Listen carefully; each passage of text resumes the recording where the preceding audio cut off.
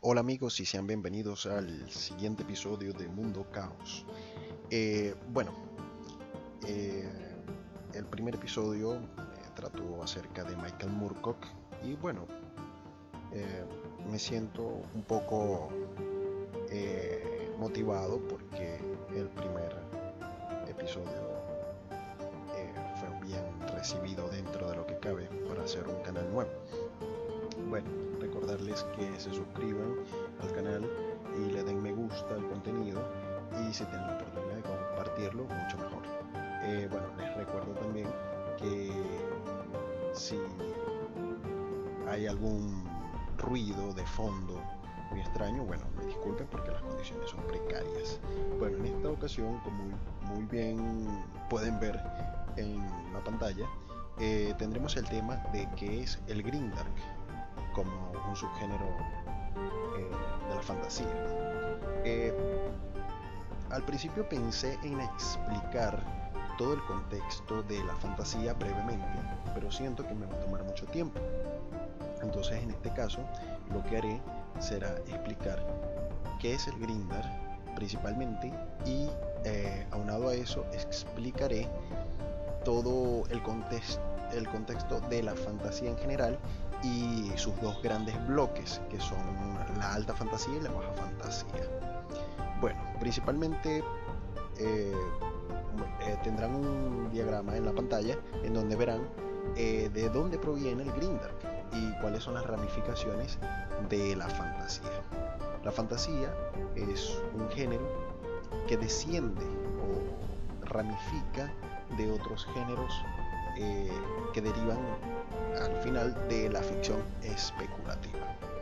De la ficción especulativa derivan muchos géneros, tales como la ciencia ficción, el terror, la ficción utópica o distópica, la ficción apocalíptica, la ucronía y la ciencia fantasía, de la cual podemos destacar las obras de Edgar Rice Burroughs, que fue el creador de Tarzán, y las crónicas marcianas de John Carter. Y bueno, la ciencia fantasía sería algo así como una mezcla entre la fantasía y la ciencia ficción. Y por último tenemos la fantasía, que es lo que a nosotros nos atañe el día de hoy. Bueno, de la fantasía se derivan dos grandes bloques. Por una parte, la baja fantasía y la alta fantasía. Yo las denomino personalmente la fantasía suave y la fantasía pura o dura en este caso, aunque la fantasía dura sería un subgénero específico. Bueno, las dos características principales de estos dos grandes bloques, uno es que la alta fantasía recopila todos los clichés y todos los arquetipos de la fantasía en general y los dota de una visión un poco más naif, si se quiere, un poco más inocente, un poco más eh, no tan profunda, lo cual habla mucho de este gran bloque que es la alta fantasía, porque las historias de alta fantasía tienen algo en común, que es que no permiten al escritor o al autor desarrollar en su totalidad a los personajes. ¿Por qué? Porque al estar muy restringido en una serie de reglas muy específicas, no da oportunidad al autor de ampliar el abanico de argumentos y desarrollar a la perfección a sus personajes. Por el contrario, la baja fantasía sí lo permite, porque la baja fantasía es un conglomerado de distintos otros géneros y subgéneros, no solamente de la fantasía. Bueno, principalmente dentro de la alta fantasía vemos cinco ramificaciones o cinco subgéneros.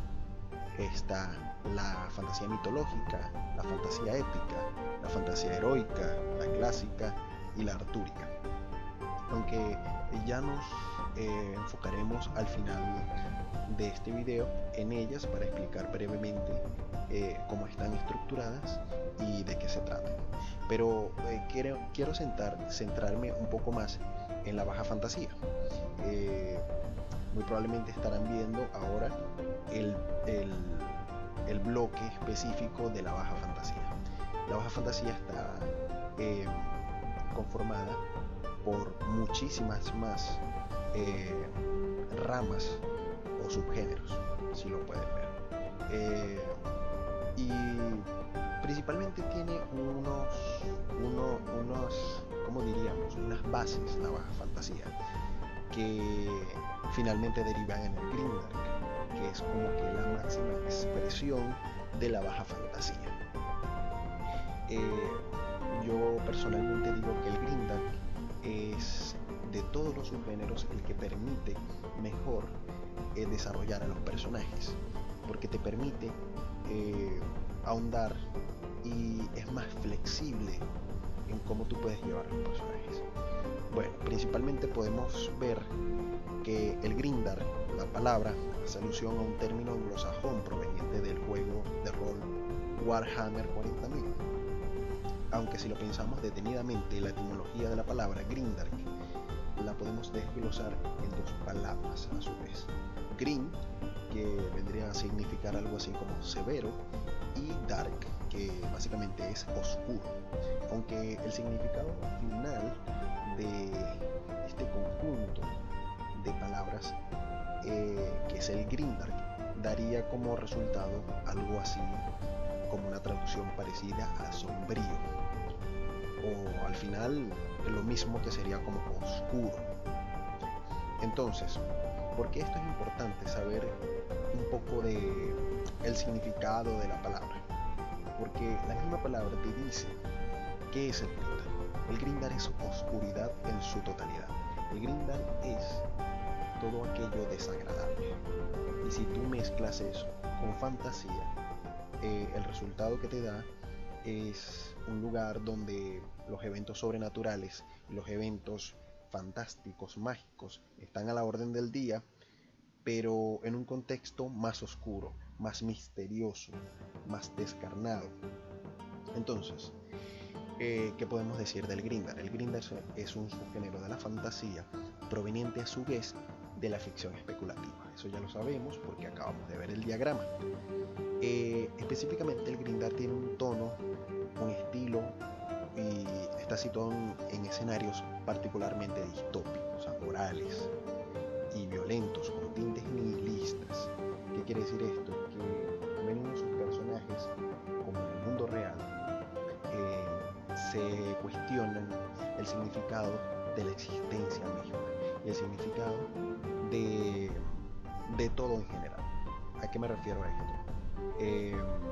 En una historia de alta fantasía nunca verás un personaje, o sería muy raro, que te encuentres con un personaje que se cuestione el orden jerárquico político del contexto social en el cual está inmerso.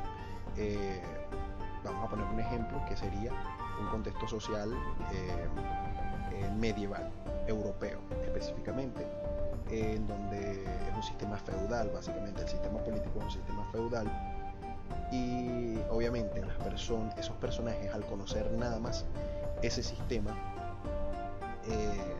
no va, y al ser personajes que, como siempre, aquí hago un paréntesis y meto una frase de un personaje histórico de un país, Venezuela, que es Simón Bolívar.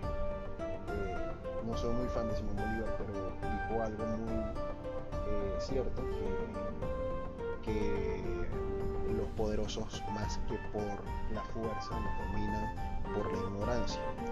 Entonces, si partimos de esa premisa, un pueblo que no sabe, que es manipulado y o que está siendo pisoteado básicamente, al no saberlo no va a protestar y no se va a oponer a eso porque no sabe.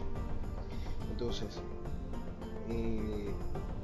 las historias de alta fantasía no tienen este trasfondo político, no permite tener este trasfondo político, filosófico, religioso, cultural, porque no solamente se estanca en eso. Por el contrario, la baja fantasía, específicamente el Grindr, sí permite todo esto. Y bueno, como venía diciendo, me fui un poco por las ramas. Los personajes, al cuestionarse todo esto, le dan un sentido más nihilista al subgénero. Es un subgénero el cual se retroalimenta de los diversos subgéneros de la baja fantasía. Casi siempre estás pegado a la baja fantasía, aunque no es una regla de por sí, porque puede obtener elementos también de la alta fantasía. Según algunos autores, el Grindr podría definirse como un enfoque más moderno de la fantasía, el cual se desliga de las doctrinas principales de la fantasía y su entremezcla con las culturas occidentales, y también con su visión eurocéntrica. Esto le da una visión religiosa o un contexto cultural desde un punto de vista maniqueísta. Eso ya lo pudimos mencionar por encima en el video anterior. Esta visión maniqueísta roza con los valores de tintes judeocristianos, y hablando de la alta fantasía, ¿no? Esto lo podemos ver en la obra de Tolkien, el cual era totalmente católico y dotó a su mito, a su fantasía, de tintes maniqueístas y de tintes judeocristianos, con valores judeocristianos. De cierta forma, el Grindr se ha definido como el enfoque anti-Tolkien por excelencia, y es aquí en donde entran varias figuras que serían de vital importancia para la forja, del subgénero. Muchas de estas figuras yo las pongo en un bloque. Este bloque estaría conformado por 4 figuras importantes de la literatura. Uno de los más importantes que yo considero que debe tener el Grindr, porque el Grindr, a pesar de no ser terror o no ser horror, trata temas constantemente que pudieran fácilmente ser terror o horror, y constantemente tratan temas del caos, del cosmos, del orden más allá del entendimiento humano. Esta figura principal yo la defino como si fuera el tatarabuelo del Grindr, porque aportó elementos a lo que en un futuro sería Grindr.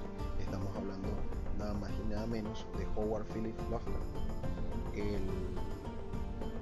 precursor o básicamente el fundador del horror cósmico. Otro autor, el cual me gusta definirlo como si fuera el abuelo del Grindr, es Robert E. Howard, el escritor y creador de Conan el Bárbaro. Bueno, este escritor estaba enfocado más en la espada de la hechicería, que es un subgénero que yo encasillo dentro de la baja fantasía. No lo encasillo dentro de la alta fantasía como hacen muchos autores y muchas personas que leen acerca de la fantasía. Yo lo considero parte de la baja fantasía. Bueno, Robert E. Howard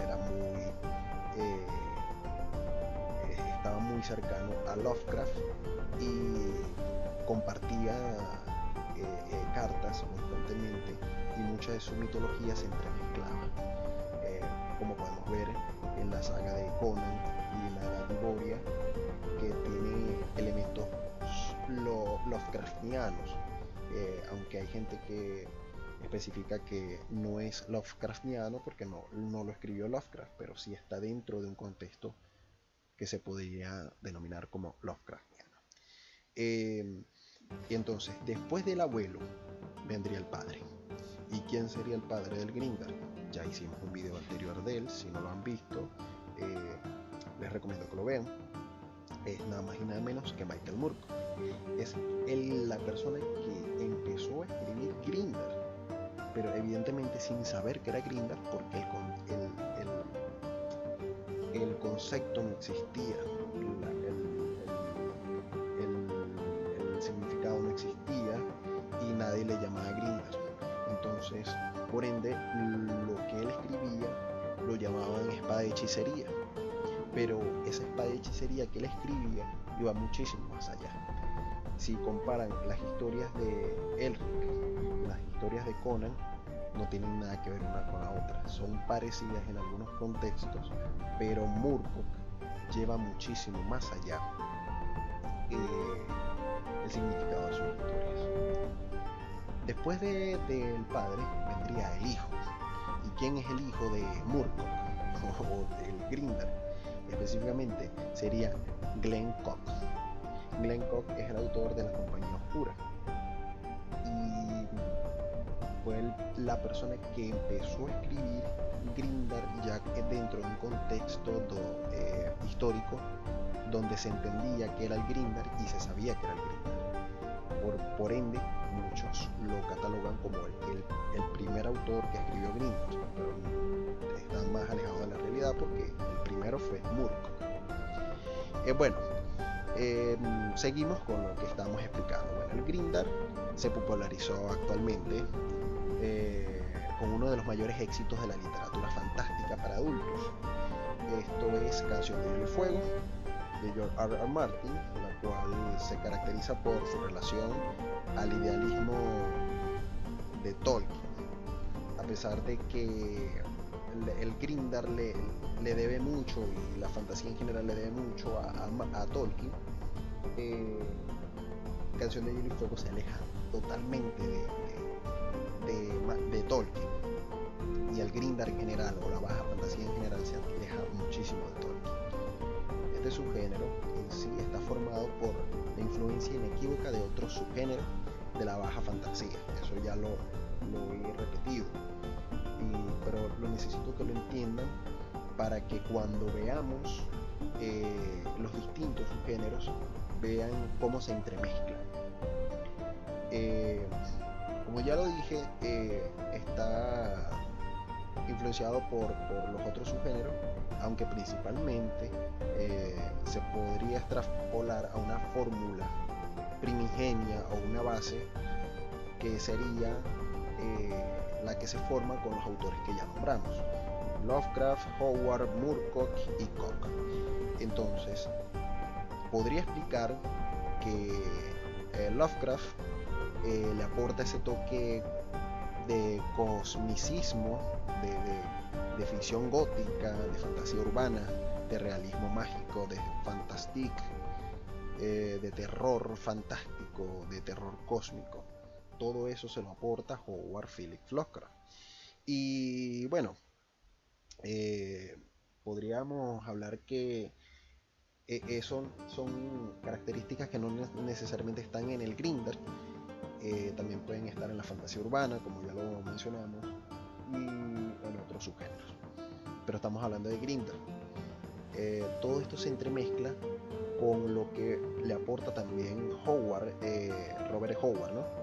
Que es la espada de la hechicería, la fantasía dura, que se denomina también hard fantasy, y la fantasía épica, que también es un subgénero que proviene de la alta fantasía, no proviene como tal de la baja. Después tenemos a Moorcock, que bueno, ya es el que recopila todas esas características y las mete en un solo libro, en un solo contexto fantástico, y crea este género que él no sabe cómo se va a llamar, pero que posteriormente se va a convertir en el Grindr. Y luego tenemos a Cock, que toma todo lo que hizo Moorcock, todo lo que hizo Howard, todo lo que hizo Lovecraft, y lo estructura y lo pule, y ya presenta algo que se puede denominar como Grindr. el cual también se describe constantemente como historias con espadas más grandes, con luchas más grandes, con luchas más viscerales, con más muertes, con todo lo malo de la sociedad humana que se podrían imaginar, es el Grindr, dentro de un contexto fantástico, evidentemente.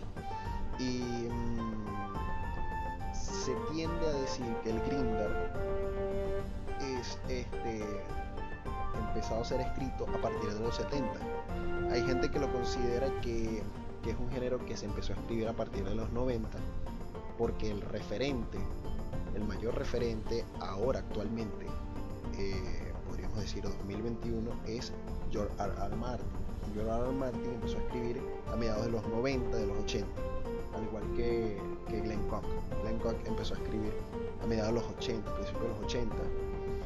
Pero si ponemos en el tablero a Moorcock, la cuenta se va más atrás y tenemos a los años 70.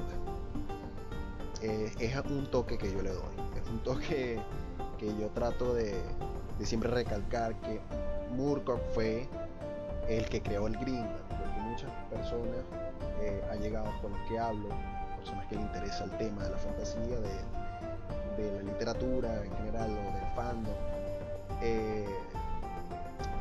repiten mucho lo que encuentran en la red, y lo que encuentran en la red es que siempre se pone a Martin, se pone a Cook, se pone a Brandon Sanderson, que son algunos de los exponentes actuales como los creadores del Grindr. El creador del Grindr simplemente fue Moorcock.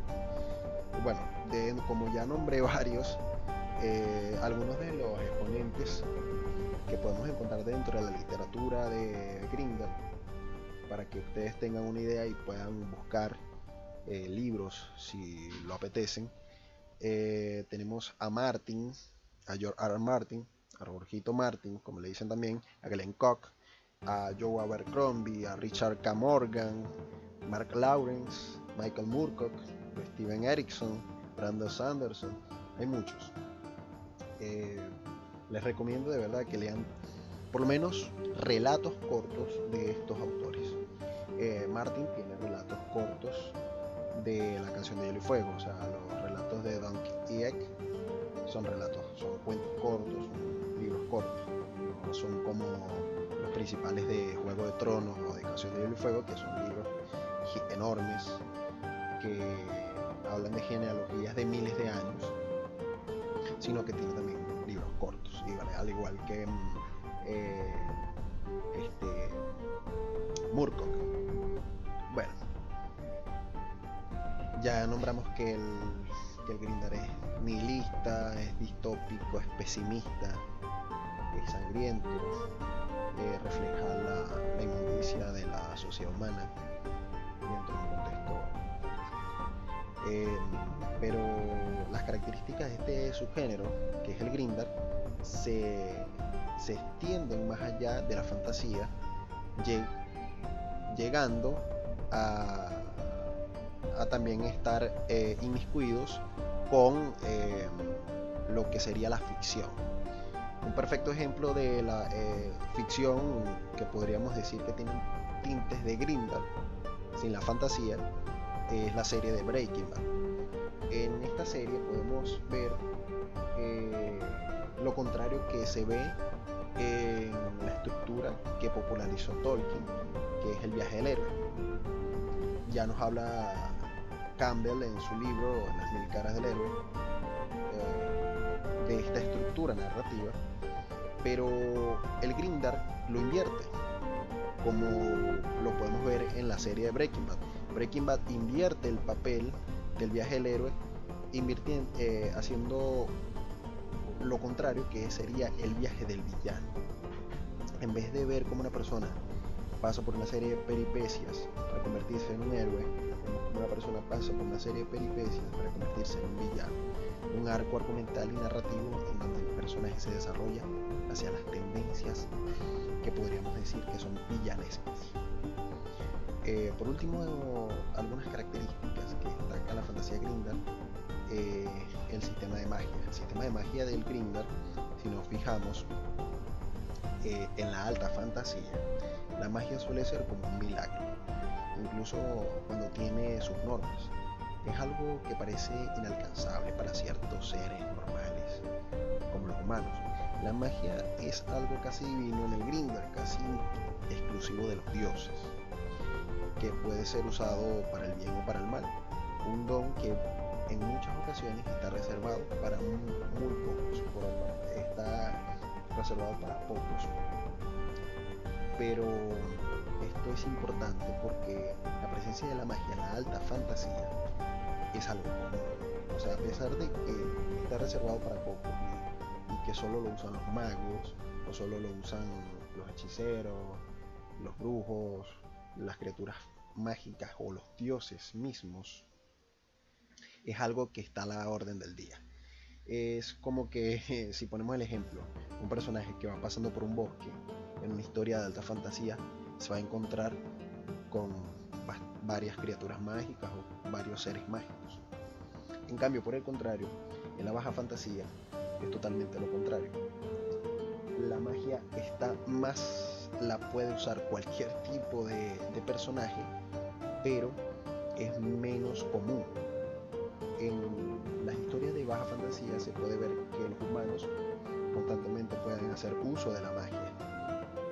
No es algo exclusivo de los dioses o de las criaturas mágicas, pero es menos común que la alta fantasía. Podríamos poner el ejemplo de Canción de Hielo y Fuego, en donde hay magos, hay brujas, hay criaturas mágicas. Y bueno, voy a hablar específicamente de la serie porque debo suponer que muchos no han leído los libros por su amplitud. Entonces, a los que vieron la serie sabrán que podemos encontrar brujos o hechiceros o brujas. Vamos a poner el ejemplo de la serie. Podemos encontrar a Mirri Mazdur, que fue la bruja que le lanzó la maldición a Khal Drogo. Es una bruja, hace magia, pero no es algo que constantemente hace énfasis la historia. La historia básicamente indirectamente te dice: la magia es escasa, la magia es algo tan escaso que puede ser visto incluso como un mito. Las criaturas mágicas son vistas como mitos a pesar de que existen. Podemos poner el ejemplo de los dragones o de los caminantes blancos. Existen dentro de ese mundo, pero es algo tan raro que las mismas personas de esa sociedad lo ven como algo mítico, algo fantástico. Entonces es fantasía dentro de la fantasía. ¿Por qué es fantasía dentro de la fantasía? Porque se le está dando un toque más realista. Si ellos creyeran que esa fantasía es real, entonces sería fantasía pura, alta fantasía. Si captan lo que les quiero dar a entender. Entonces, bueno, eso básicamente es lo que hace diferenciar el Grindr y encasillarlo dentro de la baja fantasía y no dentro de la alta. Bueno, la baja fantasía, una de sus características son los acontecimientos irracionales, fantásticos y surrealistas que ocurren en un mundo real.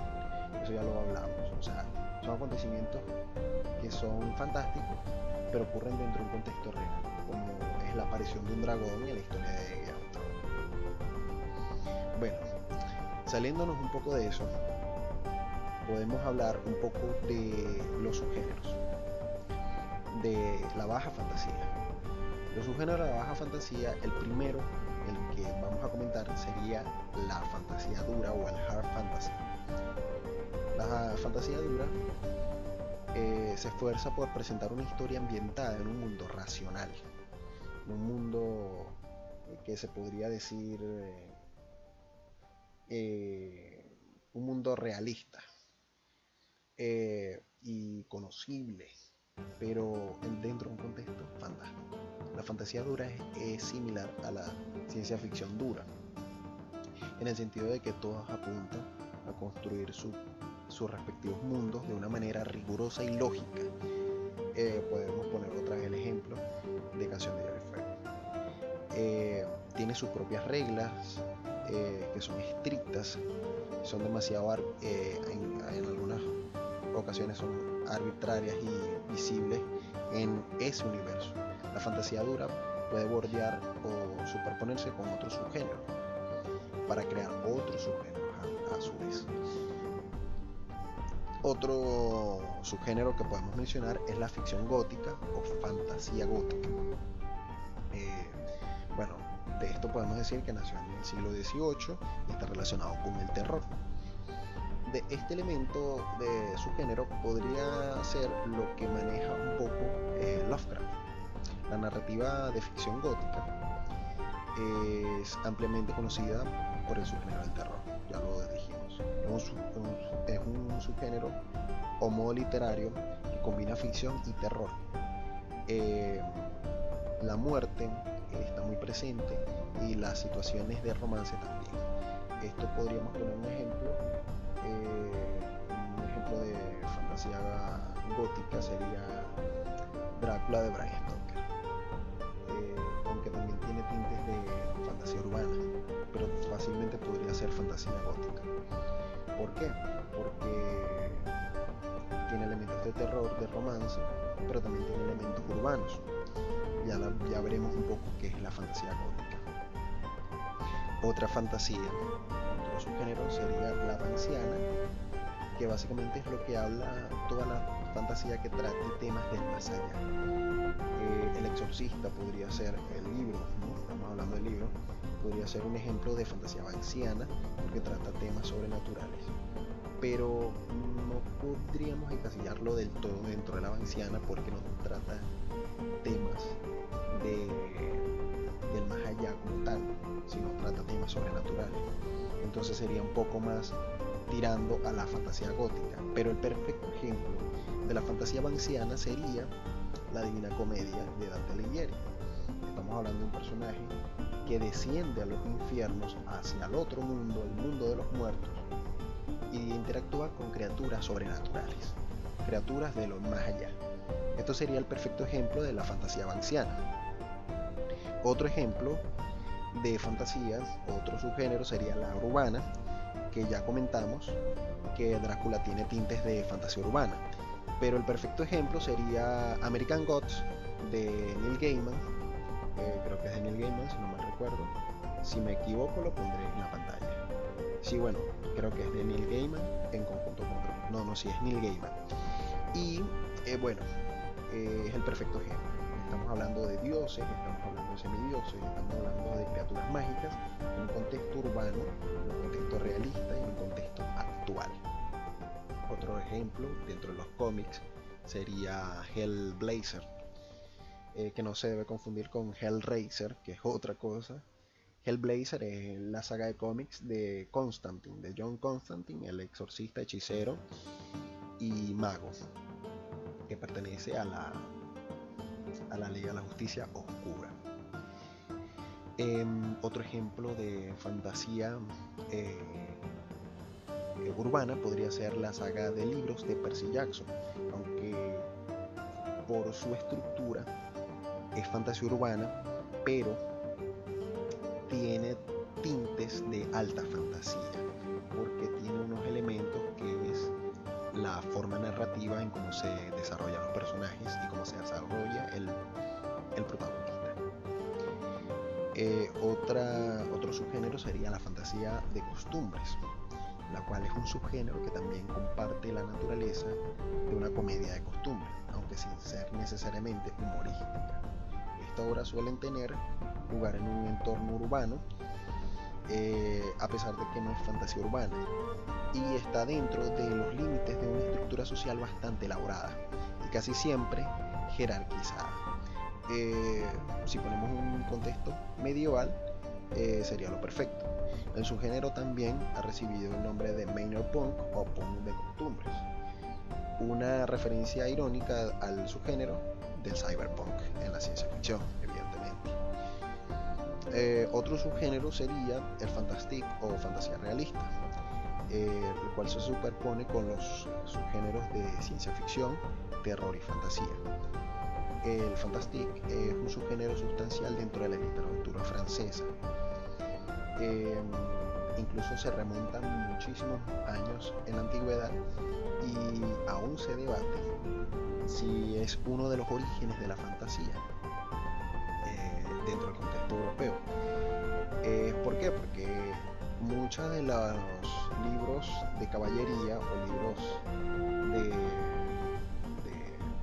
que tratan temas caballerescos son de fantasía realista. Entonces, precisamente por eso se debate si es uno de los orígenes de la fantasía, aunque yo estoy en totalmente desacuerdo, porque el origen de la fantasía está en el apartado de la alta fantasía. Y ya lo veremos por qué. Otro apartado o subgénero sería el realismo mágico. Bueno, en realidad esto no podemos profundizar mucho porque está más enfocado hacia un movimiento pictórico que empezó a mediados del siglo XX, aunque también está inmiscuido en la poesía y en la literatura en general.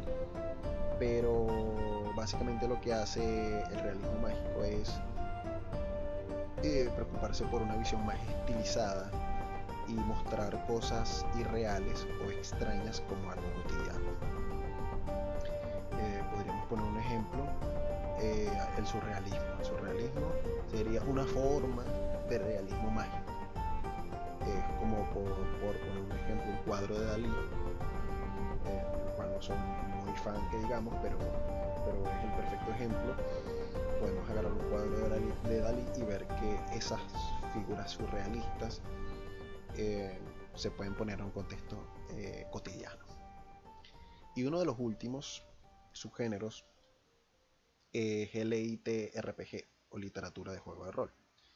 Bueno, el mismo nombre lo dice, es una literatura que está basada en juegos de rol o juegos de rol, pero de PC o de tablero. Puede ser Warhammer, pero el perfecto ejemplo, bueno, Warhammer es uno que podríamos poner como ejemplo.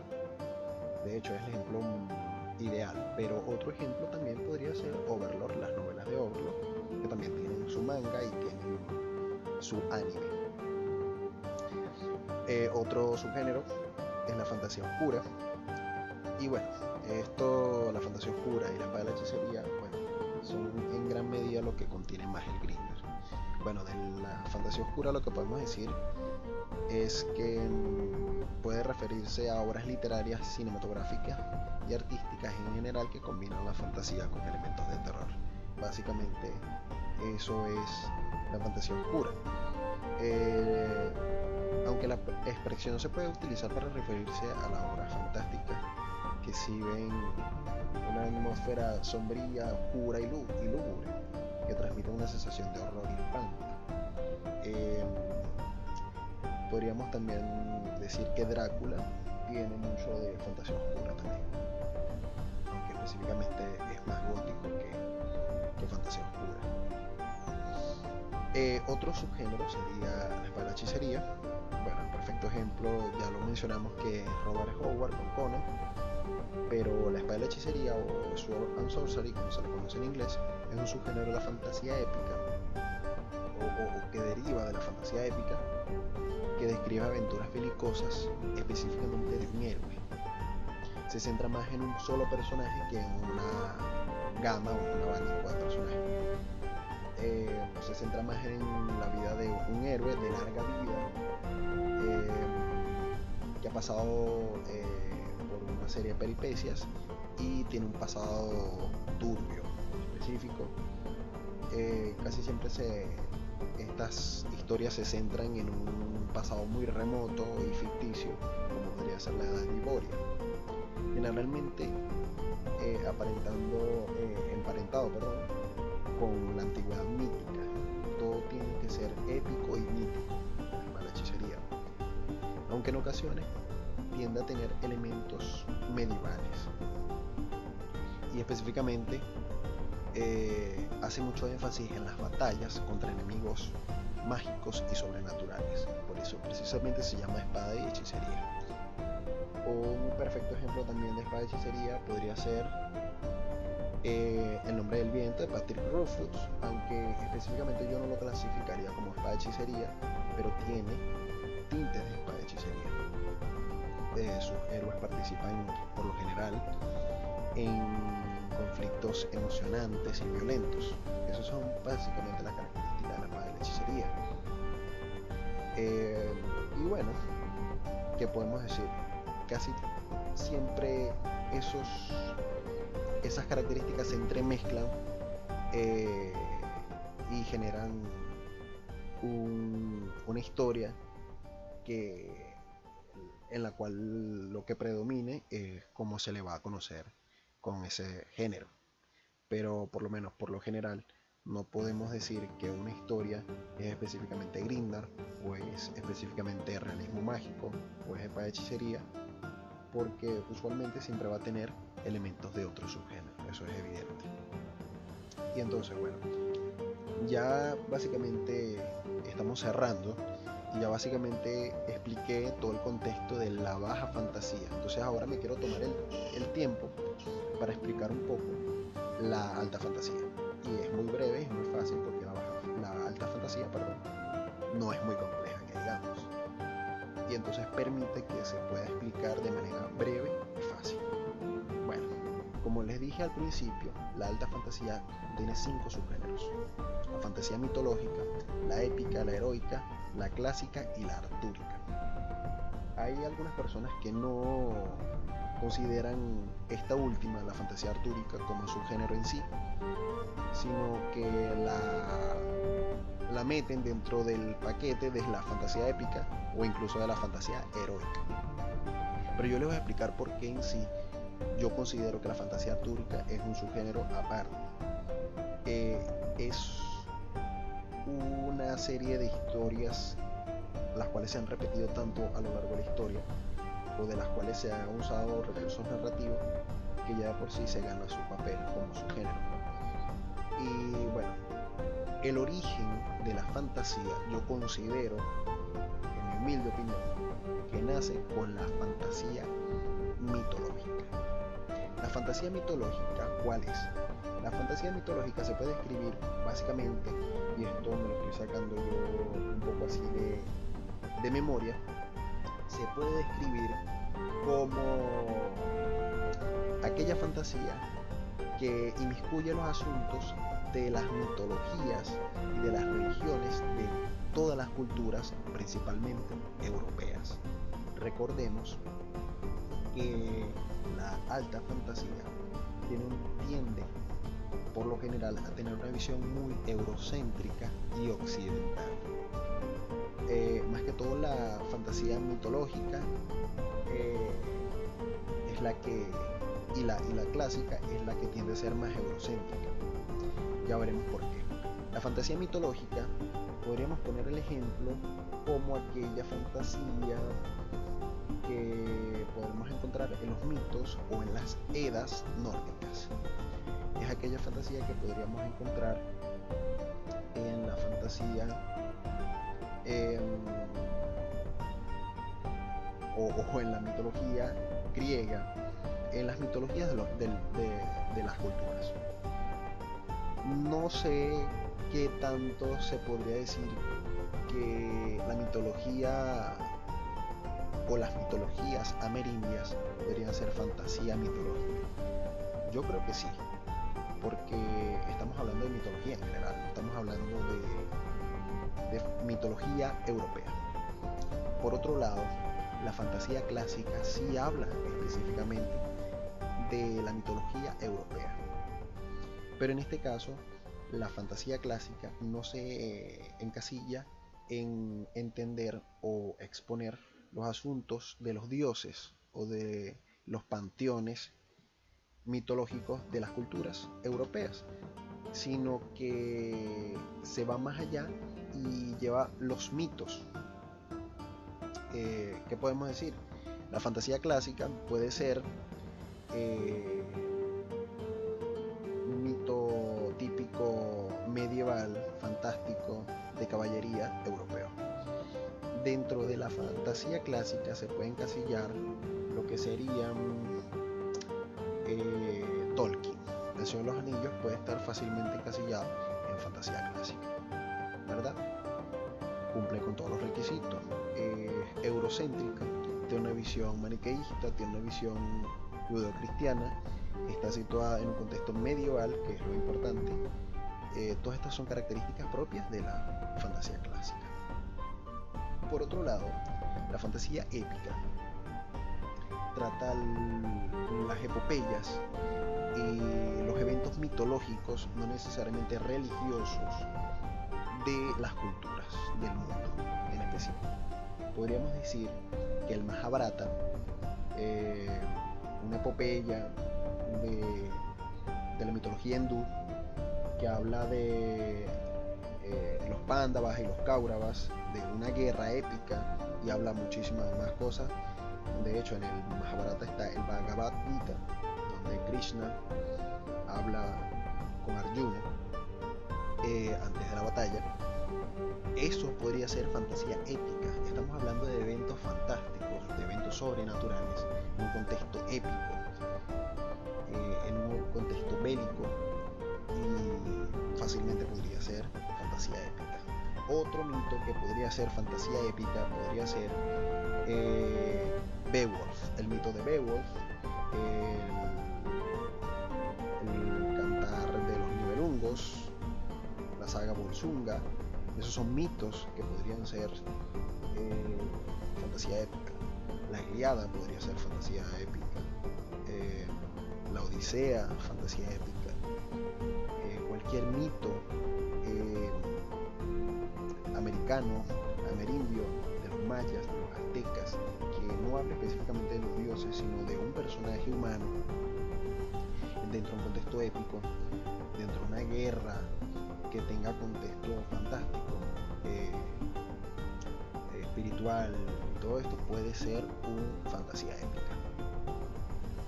Entonces, tenemos la fantasía heroica. La fantasía heroica desciende de la épica y específicamente es casi lo mismo que la épica, solo que no está ligado exclusivamente a una mitología de una cultura.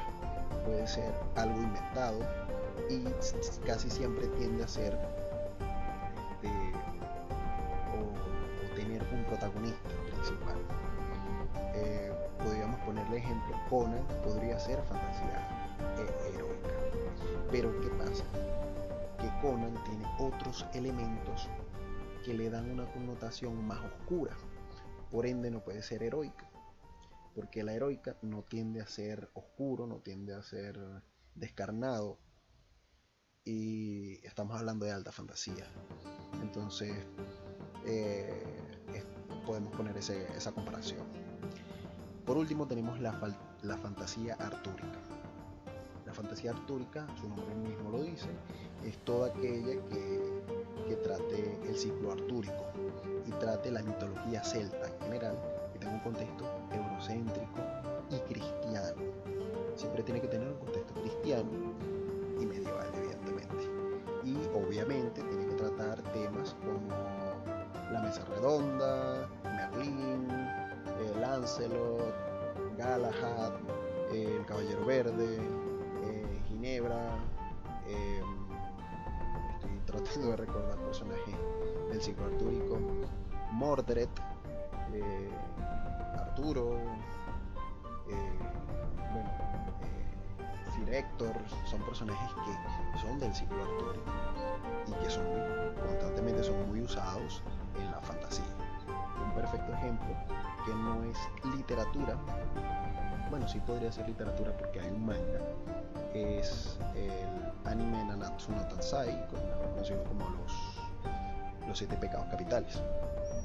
Evidentemente es un contexto fantástico, tiene unos personajes que no son del ciclo artúrico, pero están los personajes del ciclo artúrico y están en un contexto medieval, están dentro de un contexto europeo, están dentro de un contexto eurocéntrico, y por eso podríamos decir que es fantasía artúrica. Entonces, Entonces, bueno, con esto ya resumido, bueno, no me queda más nada que recordarles que se suscriban al canal,